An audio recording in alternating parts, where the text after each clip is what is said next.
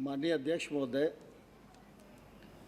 अगर किसी बिल का राजनीतिक विरोध हो तो मुझे आपत्ति नहीं है, लेकिन वैसे मैं इस मत का हूँ कि किसी भी कानून के बारे में अगर मत व्यक्त करना है तो उसकी गहराई तक जाना चाहिए।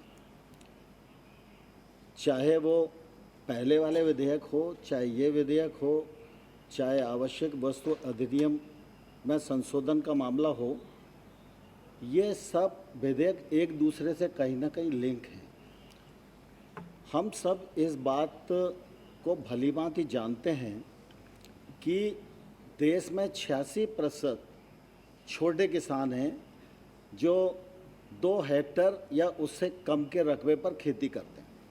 ये जो छोटा किसान है, वस्तुतः इस छोटे किसान को उसके उत्पादन का वॉल्यूम इतना कम होता है कि वो एमएसपी का भी फ़ायदा नहीं ले पाता, और छोटे रकबे वाला किसान स्वयं भी अपने खेत में निवेश नहीं कर पाता और कोई दूसरा भी उसके खेत में निवेश करने को तैयार नहीं होता।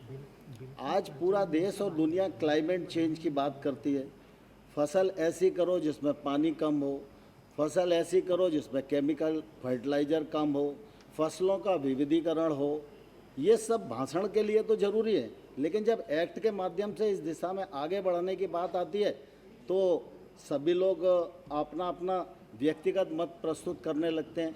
मैं आपके माध्यम से सदन को ये आग्रह करना चाहता हूँ कि एक तो भारत सरकार की बुद्धि पर आपको इतना भरोसा होना चाहिए कि जो हम कानून लाए हैं उस कानून लाने का अधिकार भारत सरकार को है, यह मैं पहले भी कह चुका हूँ।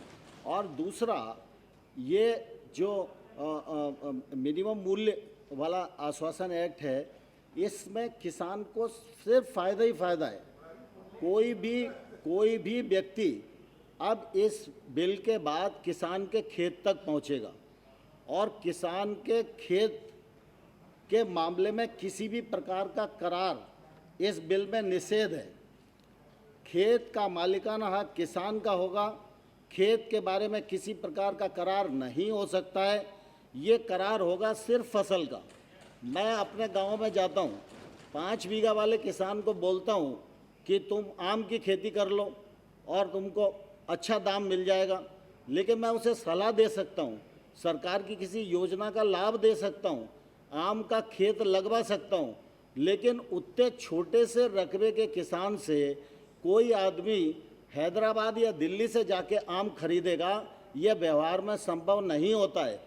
इस एक्ट के माध्यम से खेत विकसित होंगे, निजी निवेश खेत तक पहुंचेगा और खेत तक तकनीक पहुंचेगी, खेत तक पैसा पहुंचेगा और अच्छी और वैश्विक गुणवत्ता के आधार पर एक किसान खेती करेगा, उत्पादन करेगा, और जब वो अपनी फसल को बेचेगा तो उसको उत्पादन का उचित मूल्य मिलेगा।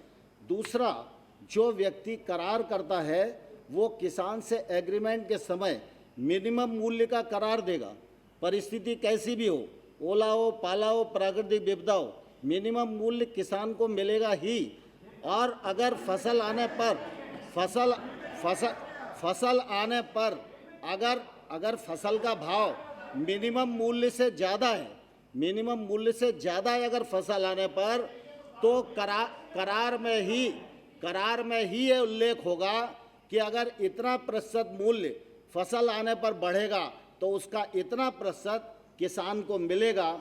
इसलिए मैं आप सबको अध्यक्ष महोदय के माध्यम से आग्रह करना चाहता हूं, कृषि का जीवन बदलने वाले ये एक्ट हैं, आप सबका आशीर्वाद इनको मिले। धन्यवाद। प्रश्न ये कि विधेयक को पुनर्स्थापित करने की अनुमति प्रदान की जाए। जो सदस्य इसके पक्ष में हाँ कहें, जो सदस्य विरोध में ना कहें। मेरे विचार में निर्णय हाँ वालों के पक्ष में हुआ। हाँ वालों के पक्ष में अनुमति प्रदान की जाती है। माननीय मंत्री जी, आप विधेयक पुनर्स्थापित करें। माननीय अध्यक्ष महोदय, मैं विधेयक पुनर्स्थापित करता हूँ।